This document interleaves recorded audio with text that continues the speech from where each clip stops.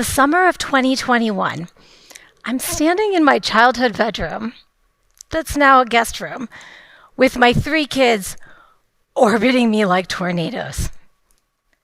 My dad walks in and hands me this plain cardboard box, simply labeled Shreya. I open the lid and I find relics of my youth. I dig through mixtapes, scribble notes, photographs, and then one manila envelope. Inside, my senior year report card. 18 C's and D's. I freeze. My daughter, curious, looks over my shoulder. Mom, were you failing? I want to laugh or lie. Instead, I nod. And suddenly, I'm back in those halls, awkward, overlooked, convinced I was average at best, and invisible at worst. That report card was my scoreboard, and I lost. I almost stick it back in the envelope and hide it, but something stops me.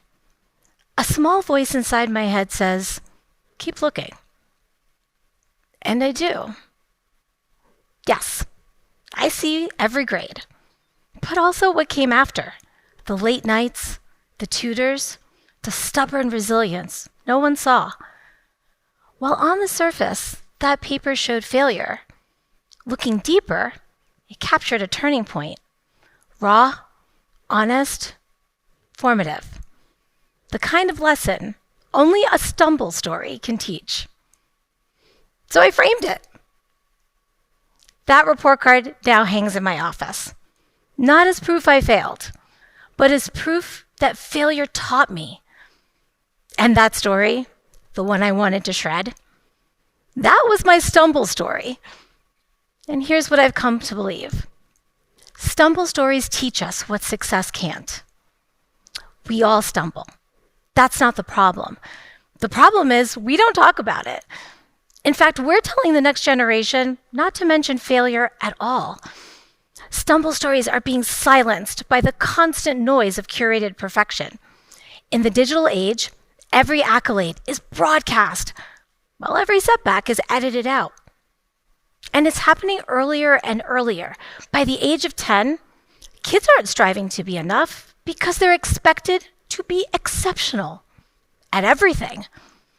It's straight A's, elite athlete, artistic prodigy, social butterfly, all rolled into one. It's a clear message. Ace and achieve in acceleration. No room for acknowledging the bumps along the way. That's dangerous. When something goes wrong, an exam, a rejection, a missed opportunity, our instinct isn't to reflect, it's to retreat. We bury it, rewrite it, pretend it didn't happen. But that silence, it scrambles our emotional processing. As a psychologist, I see this every week. People of all ages walk in convinced their struggle is a sign of personal failure, not part of development. Why? Because no one models what it looks like to stumble and keep going. And neuroscience backs this up. There's this process called affect labeling. It's the act of putting feelings into words. Naming what we are experiencing actually reduces activity in the amygdala, the part of the brain that sounds the internal alarm. Just by naming the feeling, the brain gets a foothold. The system begins to regulate, and then we can move forward. Your nervous system isn't designed to be perfect. It's designed to adapt. But here's the catch. It can't adapt to what we refuse to name. And that's why stumble stories teach us what success can't. It's not a failure. It's a lesson. And if we're brave enough to name it, it becomes a teacher we can grow with. I've lived this, not only as a psychologist, but also as a parent. A couple of years ago, one of my kids bombed a big test. She walks through the door, drops her backpack, and says, "I'm done. I'm just not a math person." Everything in me wants to fix it, to jump in and soften the blow. but I don't. I sit next to her and I say, let's name this for what it is. This is a stumble. That's all. And if it's a stumble, that means it's giving you a lesson. We unpacked the test, not to analyze the math, but to explore the moment. What was felt, what was feared, what that result meant to her. That conversation didn't erase the stumble. What it did do was rewrite her relationship to the experience. She walked away with something most adults never get, a framework for processing failure.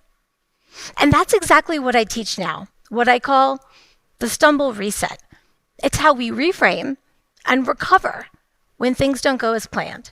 It's simple, powerful, and grounded in how the brain actually works. Here's how it goes. First, notice. Notice the moment, that drop in your stomach, the shame, the negative self-talk, the urge to shut down.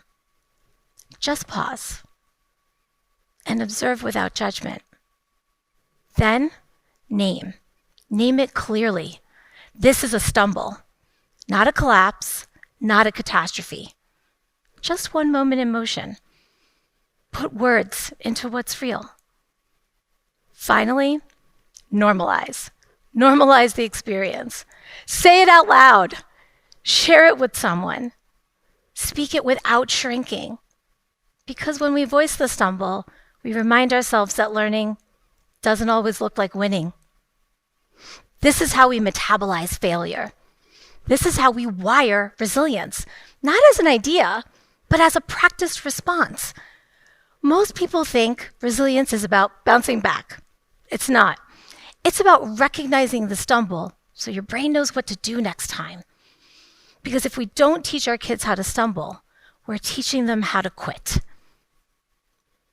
And that's why we need our stumble stories. They help us not only reflect, they help us retrain.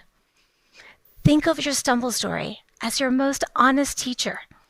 It goes beyond telling you where you are and shows you how to move forward. So what do we do with all of this? We tell the truth so the lesson gets remembered. We study the moment so the pattern gets interrupted. And we share the story so someone else knows they're not alone in the stumble. That's the work. That's the practice. That's the shift. We stop scrubbing the story to make it shine, and we start treating the stumble as something sacred. Because stumble stories teach us what success can't. And we all have at least one. That moment that cracked you open. That season you almost erased. That stretch of time you thought was disqualifying you, when it was actually preparing you. So here's the real question. What deserves a frame in your life? Not the highlight reel, not the curated win, but the moment you stumbled and stayed. That's why my senior year report card is framed in my office. Not to remember the failure, but to honor the moment that taught me more than any win ever did. And maybe now, it's your turn. Find the moment you almost shredded and choose to frame it. Because that might be your most honest, most powerful, most needed stumble story. Thank you.